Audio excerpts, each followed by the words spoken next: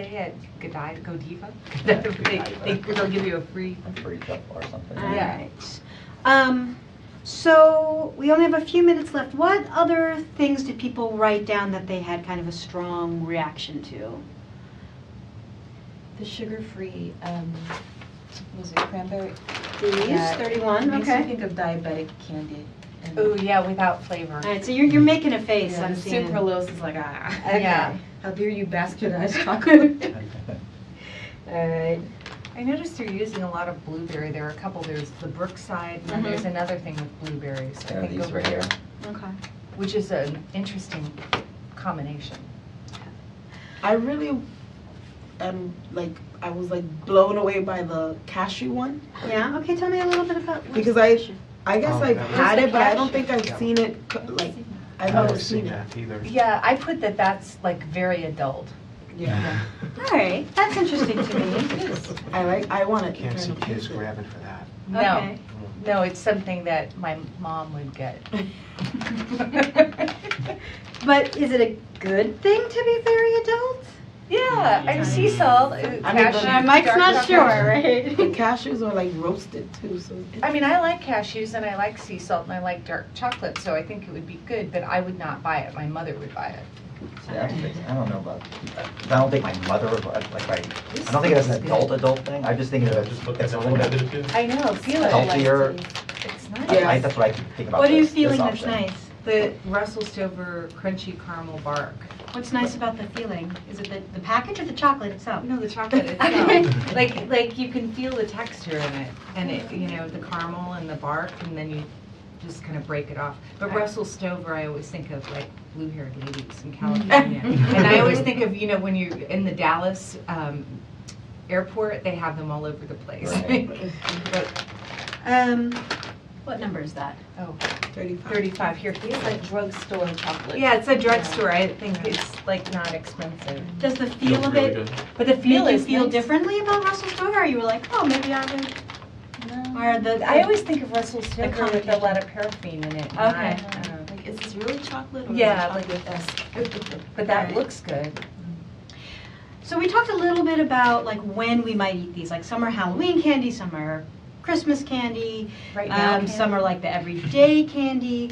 Are there different audiences? Like you talked a little bit about like this is not something a kid would grab, but in terms of like what would be for yourself and what would be for like other people? Well, the hazelnut would be for me. Absolutely. This one or that one.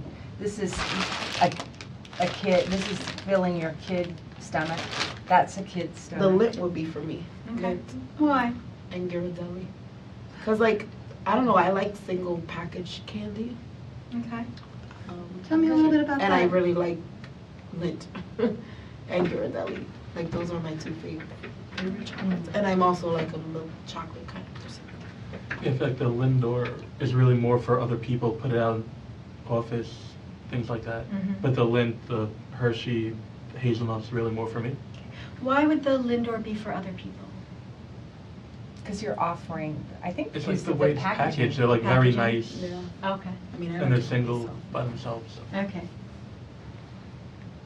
All right, I'm going to move us along, but we will talk more about this. All right, so now what I'm going to do is I'm going to give you each a set of cards. So I have all these products on them. So that, and then can you Oh, pass yeah. down for? This is all ours. Yeah, that's all for you. I know it's a lot. Thank you. All right. Mike, can you pass those two down to Quinn and Doug? And I'll give one for you. Thank you. All right. So I'd like you to take 5 minutes right now, and I want you to just arrange them how you feel. It's completely open-ended, just they can all be in one big group. Maybe there's 15 different groups. Just how they sort of speak to you and kind of what relationship they would have to each other. Does that make sense? Mm-hmm. Okay.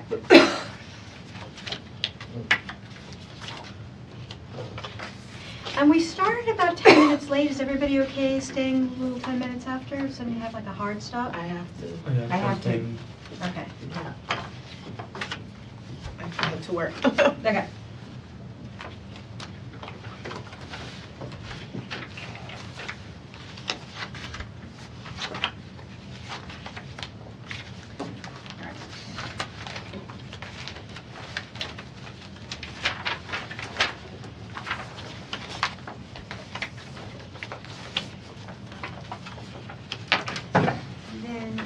got them in their little groups. I'm going to have you do this little worksheet.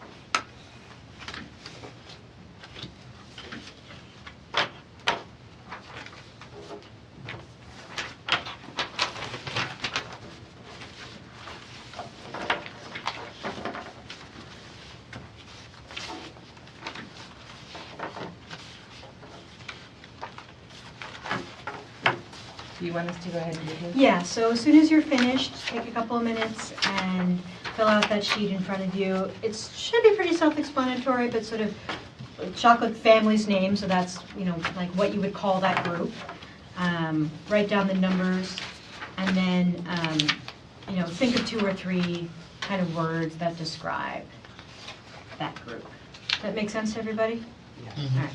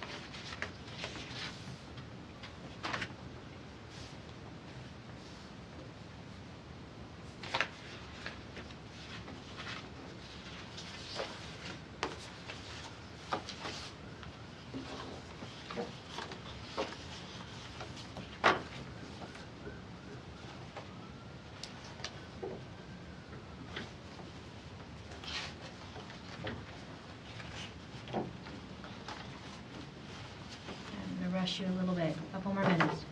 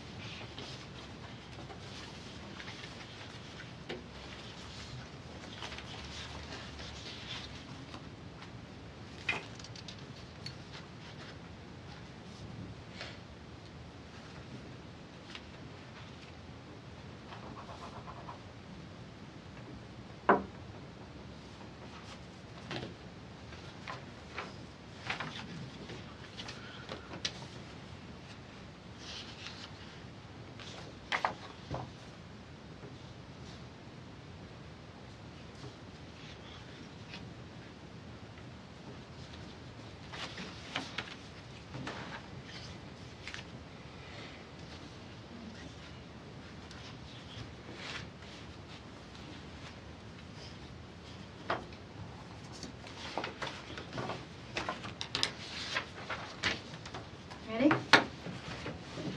Okay. Mike, why don't you start us off and tell me about your families? So do you want me to tell you the names of them? Yeah, Which tell me ones I the put? names of them and then explain kind of what does that name signify and how did they, like, why did these things go together? All right, so the first one I did was the special occasion family. Okay. So I had like the more like holiday-ish special reason ones, like the Lindor ones, Mm-hmm. the Lint box, Godiva truffles, and the Ruffle Silvers box. So tell me why these particular ones, and give me their numbers, would you? Sure, 4, 7, 17, and 36. Okay, and why were those the special occasion ones? I feel like those are the ones that you put out.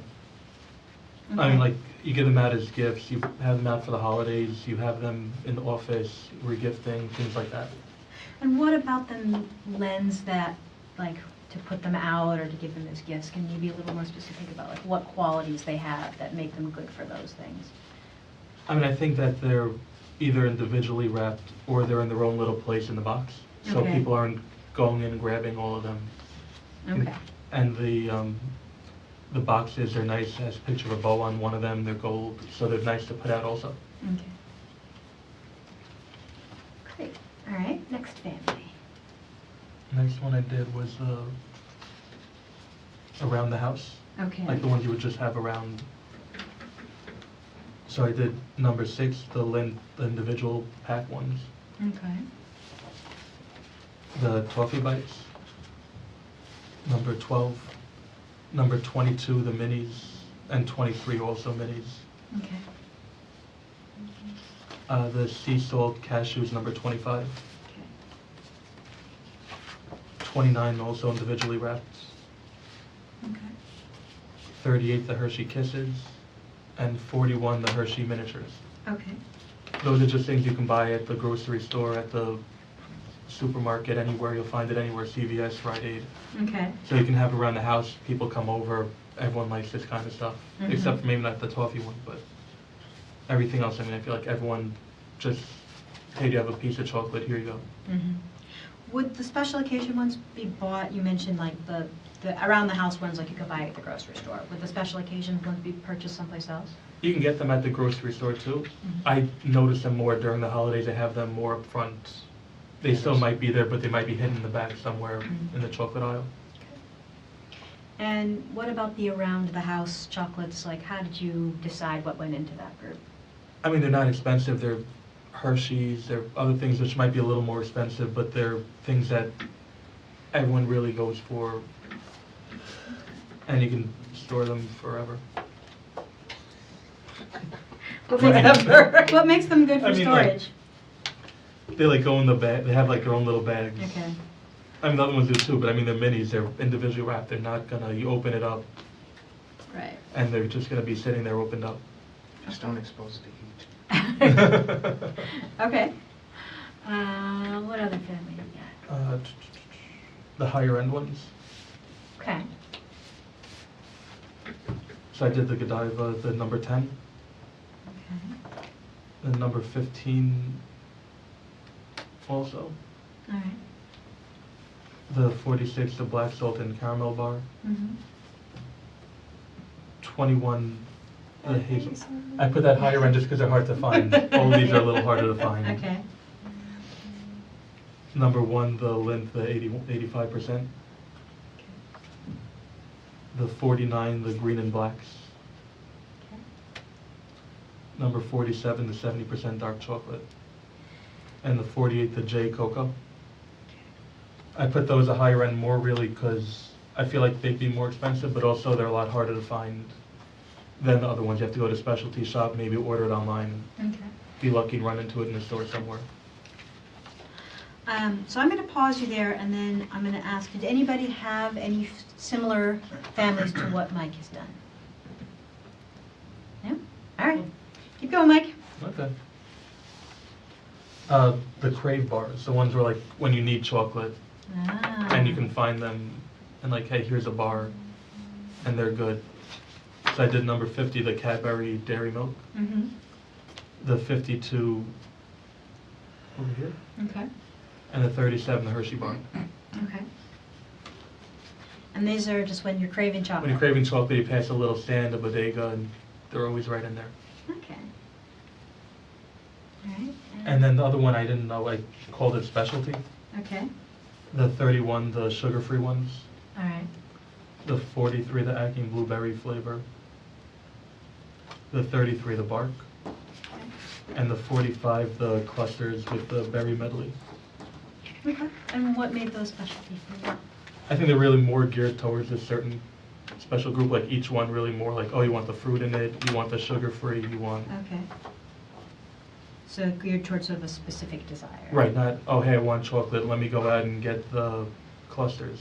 Right. Awesome. Joanne, I'm going to jump over to you. Oh, okay. Mine are not as neat as everybody else's. I think I just started like, That's fine. but I kind of did more like, my first family is called the Health Chocos, whatever. Yeah. And I have number 48 in there, which is a J Cocoa, which I think we all agree it seems a little healthy. Uh-huh. I have 49, which I'm not sure which one is 49. Oh, I did this one, the green and blacks organic, because Okay. though it's dark chocolate, it has like organic, and you know people, when they see that word, they automatically relate it to some kind of healthy, which Mhm. is whatever. I have number 33 in there as well, which is the pistachio ones. Mhm. I have 45, which is the clusters that have like all types of like multi-grains and fruits. That's the healthier way. I have 43, which is the blueberry. 31, which is the sugar-free, obviously it seems a little healthy. And then I put the cashew ones in there, which is 25. Okay. Let me take a detour for a second, because I'm interested in what you said about organic. Yeah. So, and I saw some heads kind of nodding when she was talking about it. I'm interested to know, when you see the word organic, what does that mean for something to be organic? To me, it doesn't mean anything. Okay.